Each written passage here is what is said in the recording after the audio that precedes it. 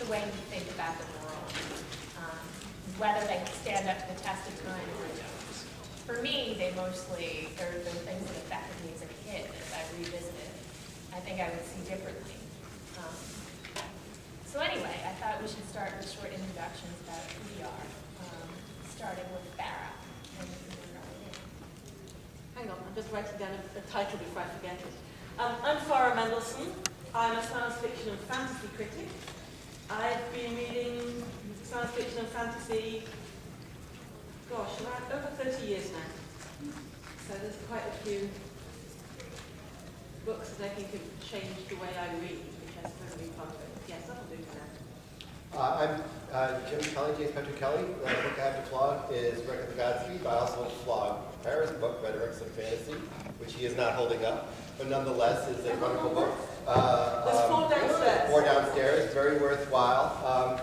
And I have been writing stories for about 30 years, and so some of the stories I will talk about are stories that I read as a young person, but some of the stories that happened during my tenure as a short story writer that sort of changed my direction. But you'll have to stick around to find out what goes on. I'm Theodora Goss. I'm a writer. I also teach things fantasy and science fiction related. And I think I had the same experience that other people here have, in that the stories that changed everything for me were mostly stories I read as children. Although I actually found the topic description for this panel confusing, because they're in part about stories that changed everything for us, and then in part about stories that changed everything for the genre. And for me, those are a completely different set of stories. So we can talk about that later. I completely agree with you. I thought I'd open it up. My name's Sarah Langan. I'm moderating the panel. Oh, no. And here we have David. David, we were just introducing ourselves. Okay. So I was saying that the subject of the panel is stories that changed everything. And Theodora had mentioned that that applies both to the personal, the reader, and to the genre. So there's 2 different ways of looking at it. Anyway, so if you'd like to introduce yourself. I'm David Hartwell. Can't hear. Among other things, I edit the Years Best Science Fiction and Years Best Fantasy. So I've read a large number of stories. But I have always read a large number of stories, because I've been making anthologies for 40 years and was a fan for 30 years before that. And it was my feeling that it would be most productive to talk about stories that actually changed the genre in some way, because all of us have our own stories that changed our lives, and they are of great interest to us,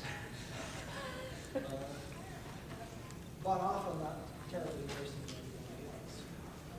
So, It seems like you guys are going to have a lot to recommend.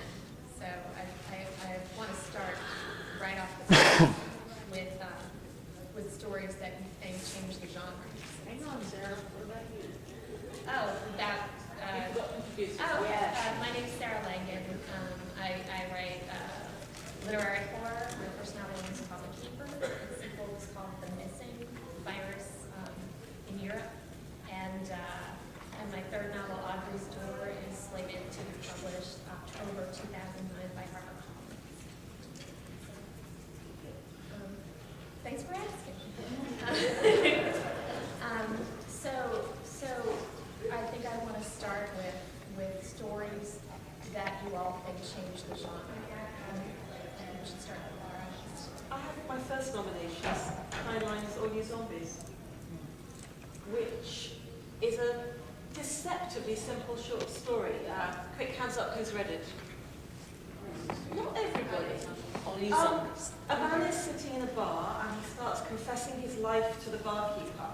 He writes a column called The Unmarried Mother. Only it turns out that he used to be a woman. He was born a girl, was left as a foundling. He grew up in a foundling hospital as a girl, met a young man, had sex one night, the man disappeared, found he was pregnant, he had a little girl. The little girl was stolen from the hospital at the same time as he was told his female informant had messed up, but there was a full set of male organs. He's taken back into the past by the barkeeper to meet the man who did this to him, except he meets a girl, and then is brought back into the future to become a member of a trans-temporal agency, and as the barkeeper says, will eventually be me. And the last line is, I know who I am, and who are you? Who are all you, son? Who are these others? Right. And for me, it changed the genre because it demonstrated that you could, I don't know how to put this, it was the writing that makes it science fiction. It's the story structure is one of the first of the structures which is purely SF. It isn't just a crime story set in the future, it isn't a romance, it isn't a Goshwell wonder story. It's about how do I write the science fiction all the way through. And I think that story had a huge impact. Although as with a lot of these stories, a delayed one. I don't think we see anything much like that again for quite a few years. When was it written? Sorry? What is it about the structure that makes it science fiction? Well, it's a time paradox. It's a multiple paradox. It's a multiple paradox. The story cannot exist without the paradox. Okay? Take away the paradox and there is no story. But let's be honest, a good 95% of science fiction, take away the science fiction and you still have something. But with this, it's totally uncompromising. And also, in order for the story to work, the use of the pronouns has to be very careful. The use of I and you has to be very careful. I'd also suggest it's the first truly transgender story we have, and Heinlein will go on to write a couple more. So that I'd also add that there's a thematic issue there that really is radical. But it is that structure, it's the way the language is viewed. I talked to a bunch of students once who'd come to do SF with me, who were quite literary and very sneery about every other story I gave them. And I gave them that one, they were blown away, because they could see that it's the way the story is structured. I'm repeating myself. But it's such a careful story. Do you know when it was written? 59. No. I'll use that as 59. Still for transgender, pretty huge. I mean, could you say that in a sense Heinlein sort of has the patent for time paradox stories? Because I'm thinking about the novel Dora in Summer, and then I'm thinking about his short story by her bootstraps. Yeah, by a bootstrap. Yeah, there's the other one. There's plenty of other time travel stories. This is the first one that isn't just an adventure in time, if that makes sense, or isn't just a time. The time paradox itself is only part of it. It's the way the time paradox is the structure of the story. I mean, we get the image of the worm Ouroboros, swallowing its own tail is repeated several times. And that's... Yeah. It's not the scaffolding, it's the building. Heinlein's interest in the nature of reality is underestimated. It's really very interesting. No, I think that completely applies. It's not the scaffolding, it's the building. And Bradbury at the same time was writing time travel stuff that was had this Hitchcockian endings to them, as opposed to it being about the time travel. Is it easier to identify stories that change the paradigm or writers who change the paradigm? Because I found it very difficult to think of particular stories or novels, and easier in a way to think of writers and bodies of work. Like for Bradbury changed the paradigm through all the different things that he did. Although if I had to pick anything, it would be Fahrenheit. That was what I thought of. Right. I have a head cold, so my head isn't working quite right, but yes. I came up with 5 stories, and some of them are representative of the writer who changed who I think changed the genre, and some are the stories themselves. So let me just go through them sort of chronologically. Time Machine, I think, I have you guys who are more scholarly than I. Does Stapleton come after the Time Machine? Does he not? Yes. So Time Machine is really the first, to my mind anyway, I'm ready to stand corrected, look into the far future with stops along the way. And so whether, there's no paradox here, but nonetheless, I think it opens up the way for time travel. And the next story I have is one that maybe is not the story that changed everything, but is paradigmatic of the change. And that's the cold equations. And this is a story I do not much care for, but nonetheless I think is a touchstone for a huge debate. Then this one is one I just sort of picked out of a hat, although I think it is indicative of a big sea change, and that's Bill Gibson's Gernsback Continuum.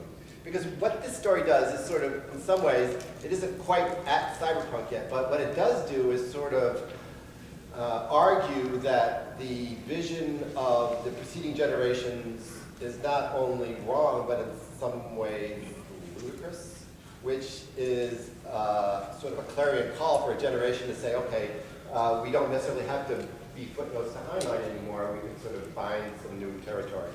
Then two more. One of them is, and this is very personal, but I want to say Lily Red by Karen Joy Fowler. And I think Karen Joy Fowler is actually, with Carol Emshway, the precursor of the slipstream music, or the foundress of the slipstream movement. And so, but this is the first short story I ever had to workshop that I didn't have a clue what to say.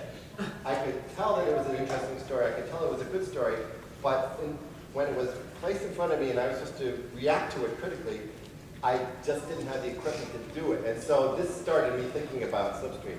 And the last one, I will talk more about that if anyone's at all interested, but the last one I would say is Lobsters by Charles Stross. Because this is sort of like, this story points the way to, takes what cyberpunk did and sort of marries it to the Mingian singularity and points toward a new kind of science fiction, I think. One which is very difficult to access, but one which repays the hard work one needs to do to read it. And there's another story, when I first read it in the magazine, it baffled me. I mean, I plowed through it, and I wasn't sure what I thought about it entirely as I was reading it, and when I was done, I wasn't sure what I thought about it. But nonetheless, it seemed to me to be something completely different. So those are my five. We'll talk more about that. That's the first part of Accelerando, right? That's the first, that's right. And so Accelerando, I guess, was conceived as a project, but as it appeared in the world of science fiction, Lobsters came out of nowhere because Stross was not a well-known writer. He had written some things and published maybe 10 years before, but nothing like this. And so this pops up on the cover of Asimov's, and so we say, well, this must be interesting, let's look at it. Oh my gosh, oh my gosh, oh my gosh, you know. It just, revelation after revelation, every page is so densely imagined. And probably, to my mind, it's one of the most densely imagined stories in the genre. Anyway. I have a question about the time machine, Yeah. which you brought up, which is there a difference between a story that changes a genre and a story that creates a genre? And I was reading recently, I've actually been doing some research on Wells, and there was an article that talked about Stapleton being asked, how influenced were you by Wells? And he answered, Wells is the air I breathe. Which isn't quite influence, right? It's that somehow or other Wells created the entire world in which he writes. Is it that he's changed the genre, or is it that, in fact, he created? It's both, because they're already incredible invention stories around. Right, but in what it does make this so dramatic. Yeah, I was going to say, he said to the public at the time that he was a scientific romancer, like George Griffith and others, who were writing the stories of journeys into space, etc. But he was doing something different, and he was doing something different with it that makes it so astonishing. There had been stories in the future, Can you but guys not hear like this? this. Yeah. Well, I can't speak any louder as I have a goal. Okay. We'll do all our a best, little yeah. And the thing is, Wells did this 3 or 4 times. I mean, Robert A. Heinlein's career comes in part, out of Wells, absolutely. But his voice comes out of Kevin. Well, it does come from somewhere. One of the things about things that change or start a genre is that the people who are doing it don't see themselves that way. And I think it's kind of counter points out that Wells is building on possibly the original Communist Manifesto. And from there also Marx and Engels, Communist Manifesto. Communist Manifesto, and Marx and Engels' History of the Family. Because they're the first books to try to look at the whole of human history and where we might go. They are genuine speculations into the future. And you don't have to believe them. I mean, we're not talking about that, but what they crucially do is say something that has never been said before. We can extrapolate from here to something different.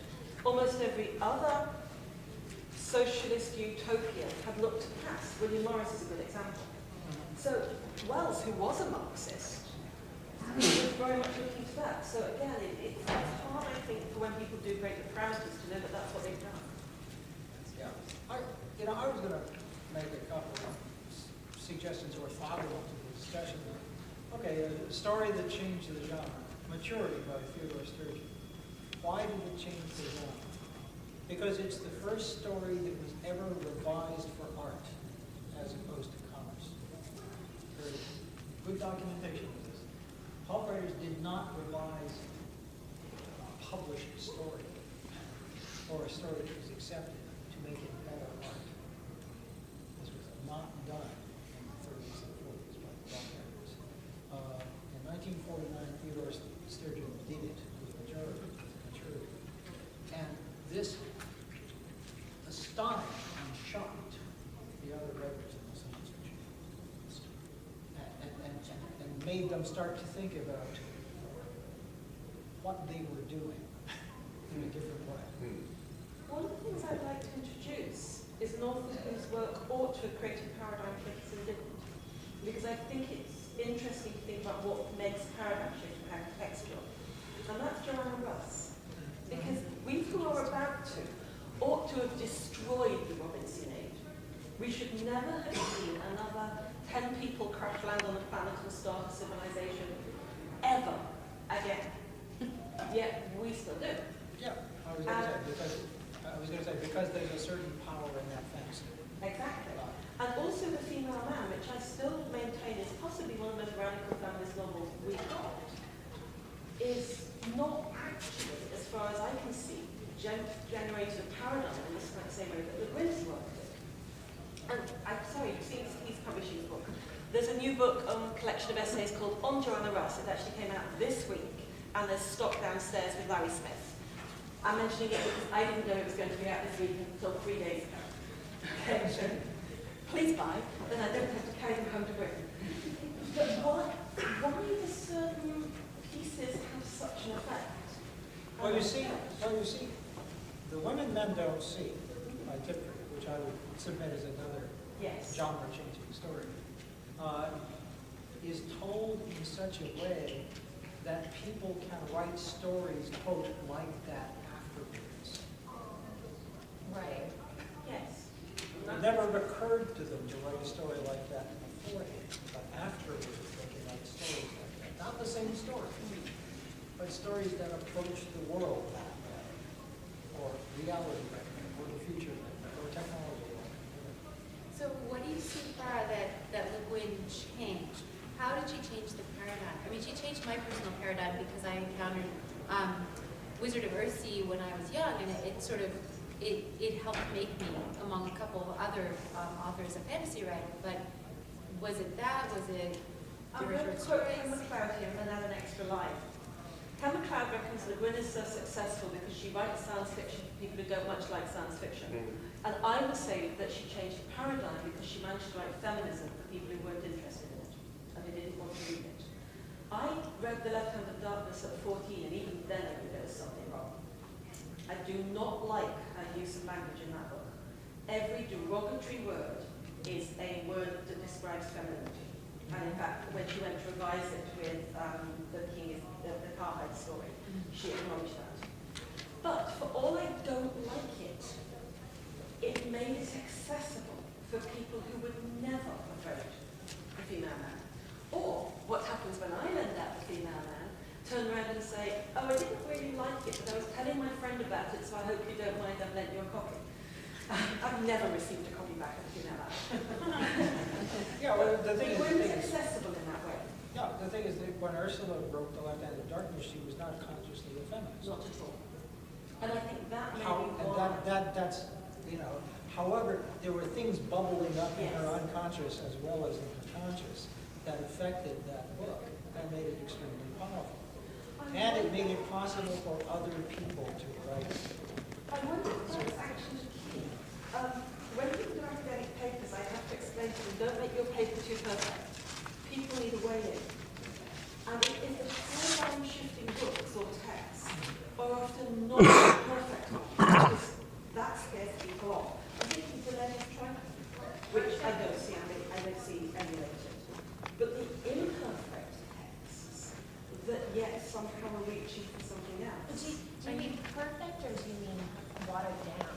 I think sometimes Do you mean watered stylistically down is perfect? I don't mean any of that. I'm perfect, I mean that they do what they do so well that you can't see a way in. Now, this is because I tend to think of creativity as argumentative. For me, creativity begins either as, I can fix that, or I could do better than that, or I could do a different interpretation. Yeah, so then you read Seven American Nights by Gene Wolfe and say, I couldn't do that. And that's exactly what I mean. So he can be brilliant, Yeah. but not be paradigm shifting because there's Yeah. a sealedness to the text. Yeah, no one has written the book of the new sun except Gene Wolfe. Exactly. Whereas a flawed text like the Left-Hand Darkness can generate responsive texts. It's interesting to see what generates fan fiction from TV, for example. And often it's the things that people are arguing about and saying, oh God, that was dreadful, that generates the most fanfic. So, Jim, were you the one who mentioned Carol Emschwiller? Yes, Because I'm wondering if Carol Emschwiller is an author you can't really argue with. How do you follow up Carol Emschwiller? What paradigm is she creating? Because you're talking about Slipstream, but it seems to me that Slipstream is a bunch of texts that don't have paradigms. Yeah, Carol never set out to write Slipstream. No, I mean, indeed Carol, not. what Carol set out to write first was genre science fiction, second was experimental fiction, Right. and then later in life decided she wanted to write science fiction and text, and she's been doing that. Well, yeah, but I mean, when you bring the usual tools Yeah. that you would try to deconstruct or talk about these stories resist that intrusion because they don't really respond to. Do you want to talk about Carol Emschwiller's world building? Do you want to talk about Carol Emschwiller's big conceit, conceptualization breakthrough? And No, so- the thing is, I think that Carol is a really fine writer. Mhm. Okay, and I really admire her fiction, but I don't think she's making other people write in different ways. Well, but I think that Carol Emschwiller had a big influence on Karen Joy Fowler. And I think Karen Joy Fowler had a huge influence on Kelly Link. And I think Kelly Link had a huge influence on Dora Goss. And so, I mean, I think that you could trace the interactions between those four writers pretty clearly. And I would so- have to talk to Karen about that, because I don't think Karen read any Carol Emschwiller at the time that she was starting to write fiction. You have reminded me of a breakthrough story that took 20 years to have an impact, because I do think that there can sometimes be a very big there are time several. lag. And that's Pamela Celine's story, behind which I never quite remember, the one about entropy. Heat, Death of the Universe. Thank you. Which in some ways is influenced by Audrey Zongas, in that it's this incredibly spirally story in which a woman is doing housework, and every day she does housework, she manages a little bit less of it. God, do I know that feeling. Got to the day when I looked at the carpet and called the cleaning agency. But she ties it in with this incredible riff on the entropy of the universe. She talks about fossils, she talks about stars. I mean, if there is a story that when I think about it, I instantly think Kelly Link, or Karen Joy Fowler, or Dora, sorry, it's because I've got a list. Or what we think of as modern, can I have this China's term, please? Weird shit fiction. I have real problems with both interstitial and slipstream, but they don't belong in this debate. Sure. But if I think of a story that predates all of that, I think that's the story I might go for. But God knows if anybody's read it. It's in one collection. I have one question I want to ask you all before we. I have one question I want to ask everyone before we open it up, and that is are there any stories that you can think of that changed the world as opposed to changing writing, changing perception, but had an actual change on the way people think, on the way society works? Neuromancer. Dune, absolutely. Dune. 1984. 1984. You know, Yeah, what was that? June, because June took Rachel Carson's Silent Spring into the mainstream, which is ironic. Silent Spring was a big seller, but June was a mega seller. And whilst it is in many ways a totally crap orientalist, depressing pseudo-fantasy, its ideas about ecology are actually worked out quite thoroughly. And that's what carries the book. And when I talk to my students... on the first Earth Day in either 1969 or 1970, when they put up the picture of the Earth taken from space for the first time, Frank Herbert was the guest of honor. He was invited to be the guest of honor and principal speaker at the first Earth Day because he is the one who had, taught ecology. It's actually very frustrating. There have been a couple of new histories of science fiction produced by academics. Now, I reviewed one, edited as well. And one of the things that made these books to me totally wrong-headed was that they skipped out June. They were very interested in 1960s countercultural left-wing SF, but they refused to acknowledge June as one of the most impressive political novels of this period. Well, it's like, okay, stranger in a strange land. Okay, it affected the real world. I'd say anybody over 40 in this room who read Stranger in a Strange Land as a kid, at some age, almost certainly had their sexuality shaped by it. I mean, it was only quite late on that I Or a realized... reaction to it. No, but I realized that a lot of my attitudes to sex and sexuality, and crucially, the things I wasn't reacting prudishly to in the way my classmates were, was because I'd read Stranger in a Strange Land at the age of 12. And it does render me slightly unshockable. Yeah, and it's like, David Crosby bought 200 copies of Dune the day it was released and gave them away to other musicians, friends. He had previously been giving away Stranger in a Strange Land. Wow, he's awesome. Yeah, old David is quite sure.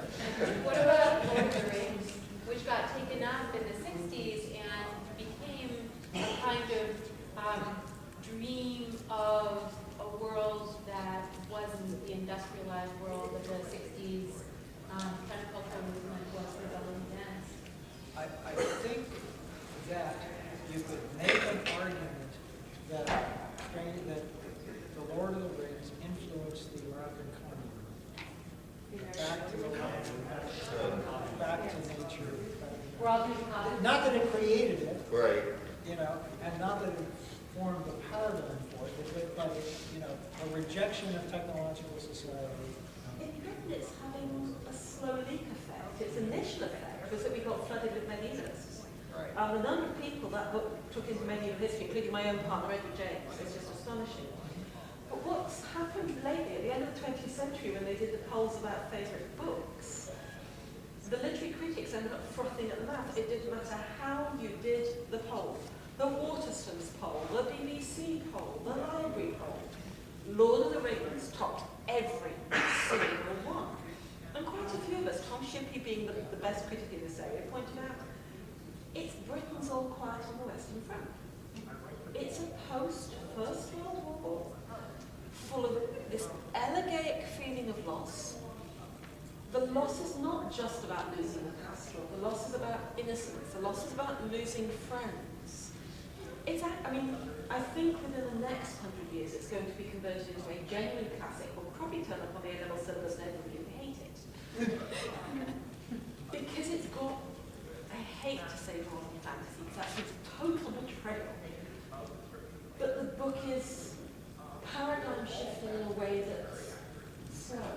Well, it has a lot of. I'm not quite at that sign. It has a lot of what I would characterize as extra literary effect. And it has a different extra literary effect in the U.S. than in the UK. I noticed that Americans always miss the class politics, invariably. One of the big things in the book is it's about the rise of the lower middle classes, the shopkeepers, the small farmers. Sam is the hero, not Frodo, not Aragorn. And of course the movie, when it got rid of the scouring of the Shire, rather undermined that. And undermined the message that when you fight a war, you destroy your homeland even if you're not there. which is something George Bush could have done. Which is why there was so much outrage about it being taken out of the movie, because it actually changed it. It turns it into a story of great triumph. It's not. But It's a story of great loss. But what's interesting about that is that it goes to your point about the flawed work is the work that is most likely to become a paradigm shifter, because Tolkien's prejudices are all over this book, and so you can't possibly read this book without actually, well, you can, and while it reads its spell on you, it is totally engrossing, but after you start thinking about it and parsing out what it all means, it does strike one as being racist. It does strike one as being, you know... Pause a second, because what emulators have made of it is not quite what Tolkien wrote. A simple example, the orcs are not evil because they are born evil. They are evil because they have been distorted by torture and ill treatment. He's very careful to say that. Then again, there's a little problem that Gandalf doesn't have a problem with torture and Gollum. So there's a little issue. But there you go, it's got flaws, and Yes. this is a whole panel, this is 5 panels, we could talk about, you know, what this means, and but I take your point that, you know, when a work is jewel-like and inaccessible because all surfaces are smooth, then it's something to be admired but not too much to talk about. Well, I think we're too perfect, too impossible to emulate. I think Siege, jewel-like, I like that sense of the facets that you can't touch. I wanted to ask you, because did you have any books that you wanted to mention? Oh, some to throw out, and one that I'm sure that everyone will sort of, or may well shudder at, but Interview with the Vampire changed the genre.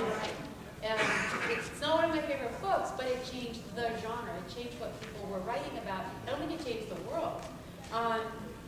Angela Carter, I think, has changed something fundamental about the genre, which may not be the genre itself, but the way that it's perceived and the way that it's taught. All of a sudden, you start introducing Angela Carter, and you can teach things in a college curriculum that you couldn't teach before. And I think it's because in The Bloody Chamber, her stories are so located in a history of the genre itself. It's like she's gathering. I teach a story of hers about a vampire, her vampire story, and it gathers in it everything about vampires that you can imagine. It's a kind of culmination of the genre stories about vampires. But the other one that came to mind recently in terms of a flawed writer is H.P. Lovecraft, who's a very flawed writer, and yet, and very much a writer who did not change anything when he was alive, and yet you have people now like China Miéville who are looking back to Lovecraft and are deeply influenced by him, seeing his flaws and in a sense rewriting them. Actually, he was very influential among a small group of people when he was alive. Right. Yeah. And had some real popularity outside that group. But he was his own worst literary critic. You know, he felt that he was flawed and that his work would not last and would not be influential. And,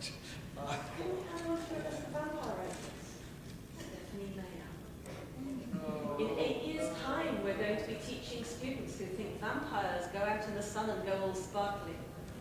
She has genuinely shifted the paradigm of what vampires can do. well, okay. Actually, historically, what happened in the late 1970s was that there was a cluster of vampire novels that came, quote-unquote, out of nowhere in one 18-month period. There were like 10 of them. Susie Charles' The Vampire Diaries, there was Twin Yarborough's first account novel, there was Les Daniels. Anyway, they all happened because of the Frank Langella production of Dracula, Right. which was immensely popular in 1970, late 76, 79. 78, 79. Okay, it came out in 78.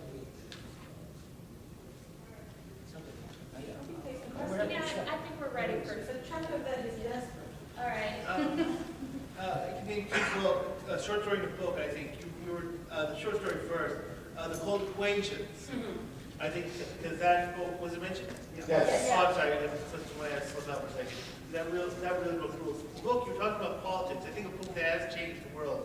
I'm going to get a lot of trouble for saying it, Atlas Shrugged. I consider it science fiction. Yeah. I think before It's the not science fiction, but it certainly has changed the world. Can I say that example that follows directly from it, there's a children's book called The Girl Who Owned a City, which is absolutely based on Atlas Shrugged. It is still taught in American high schools. I got hate mail when I blogged about it. It is a libertarian story for children. The girl who earned the city. The Girl Who Owned a City is still in print.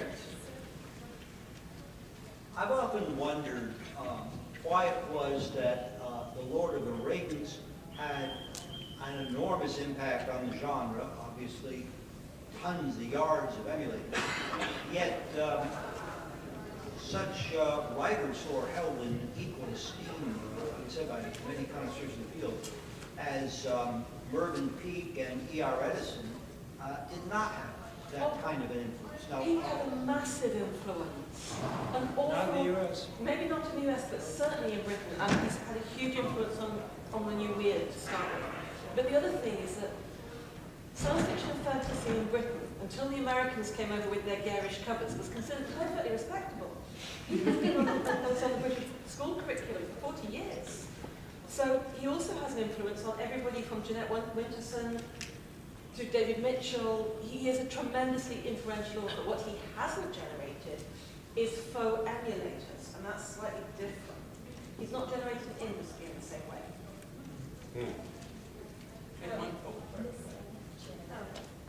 I know we said Lord of the Rings, but I was in a panel in here earlier that was talking about the quest, and it was talking about all the panelists said that it was the maps in Lord of the Rings that really changed everything after that. And there were maps ever after in all changed novels. It's like the Conan stories get reprinted with maps, and a lot of stuff is repackaged to contain maps. So this is slightly scary, but there's an interesting paper by a young academic who's actually gone through looking at all the maps and looking at which period of cartography authors choose with which to draw their maps and what that tells you about the nature of the text that they produce. It's fascinating. Somebody correct me if I... The map stuff started actually in the 1930s. None other than L. Sprague McCann and his friends started mapping the underwater world in the 1930s. Oh, I was going to say...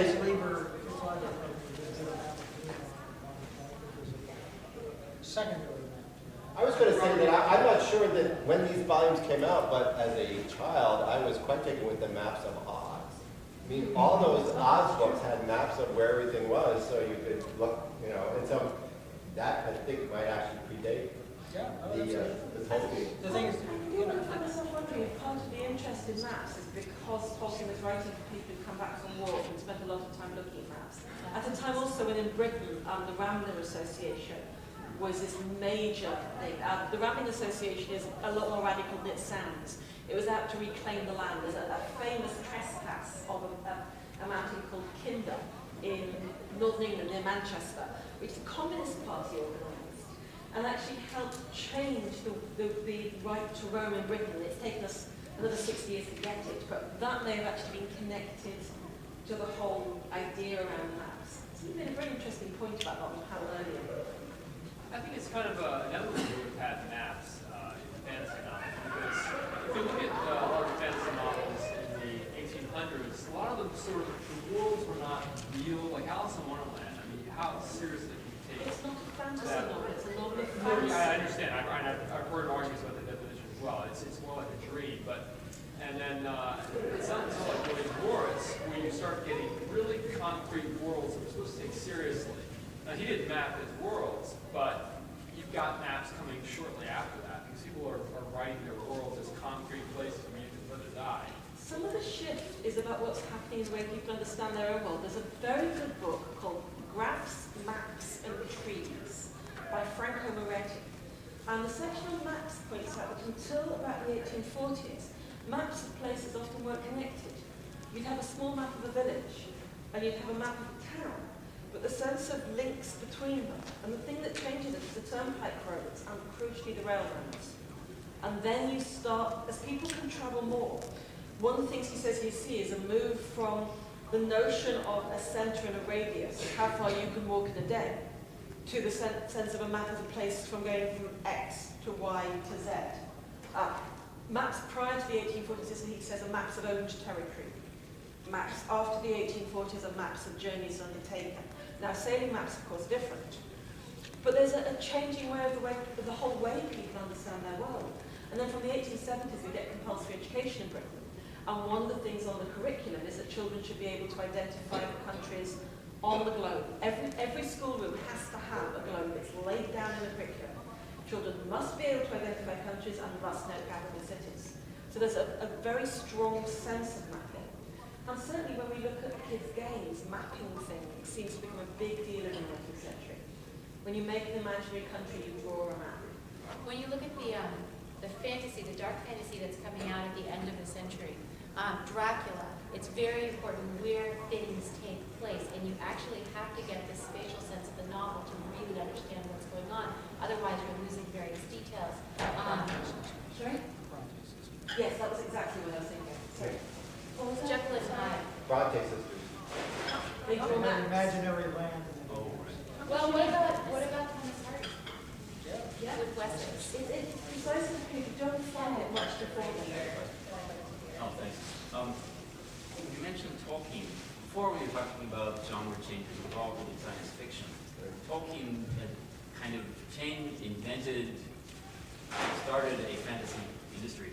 But since Tolkien, has anything transformed it? I've been having a hard time finding fantasy novels that aren't so neo-medieval, pseudo-Arthurian.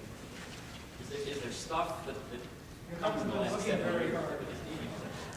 Jonathan Strange and Mr. Norrell. I was going to say that Right. too. It's a sort of very strange early 19th century fantasy which projects both a different past for him and a different future. It does actually help to again have a grip on the English class system. Try the Red Magician, though. Which one? Jonathan Strange and Mr. Norrell by Susanna Clarke. Sorry, my brain is just died. What about Perdido Street Station?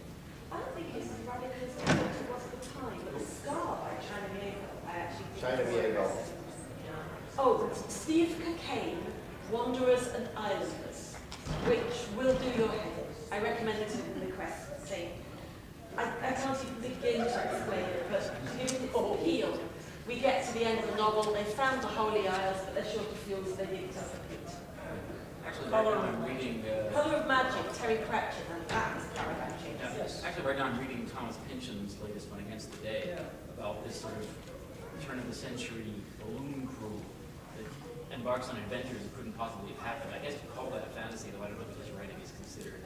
One thing I think it's worth bearing in mind, paradigm shifts do not happen immediately. I've adopted what I think of as the 25-year rule. Generally, it takes about 20 to 25 years to feed through. So one of the reasons we had a big shift in Britain with the British boom in science fiction and the change in fantasy is because a whole bunch of folks who were then John Harrison in their teens started writing in their late 30s and 40s. And it took that long for it to seep through. So you can't see a great novel now and say this will be a paradigm shift. We can only see what happened 20 years ago. Oh, one that came up last night, Hope Murley's Love in the Mist. The damn thing disappeared for 40 years. It was reprinted in what, the 70s? Late 60s. Late 60s, early 70s. Barely made a ripple. Yet then we get Neil Gaiman's Stardust, John Crowley's Little Big. There's a whole raft of American fantasy writers who are profoundly influenced by it. I'll say so. I have one that should come back that I think people should pay attention to, which is Sylvia Thompson Warner's Yes. Lolly Willows. Yes. Yeah, which not a lot of people are reading and is just starting to get attention. Lolly Willows, L-O-L-L-Y, Willows with an E. It's about a woman who is kind of an upper middle class English woman who lives in a fairly repressive family around the turn of the century. She grows up, she never gets married, she goes to live with her brother and her brother's wife. Really starts getting these sorts of anxiety attacks, really starts feeling very depressed and feels like there's something that she's not getting, something out there, some part of herself is missing. She moves to the country and one day she decides that she's a witch. And so you're not certain, you go along with the novel thinking, okay, is this going to go crazy? She's obviously really nutty until she meets the devil. And it's this wonderful novel about a woman finding her identity, beautifully written. I think it's up there with something written by Virginia Woolf in terms of its style. It's something that also disappeared and something that I think deserves a whole lot more attention. Oh, Kingdoms. A wonderful book called Kingdoms of Elfin, which was written around the time that Tolkien was writing. Again, something that didn't get a whole lot of attention, doesn't get a whole lot of attention now. They were these stories published, stories about fairies published in the New Yorker, which I think is very funny. And that's something that I think people should start going back to. The one you just reminded me of is Shirley Jackson's Haunting of Hill House, which is very, I mean, all her work shifted what you could do with horror, shifted what horror was about. And of course that takes us to Charlotte Perkins' and the Yellow Wallpaper, which means that a lot of what we're looking at is punctuated equilibrium and repetition sometimes. Yeah. One thing that a number of the stories that have come up might have in common is that they incorporate aspects of the author's experience that weren't, that there was no fictional vocabulary for at the time.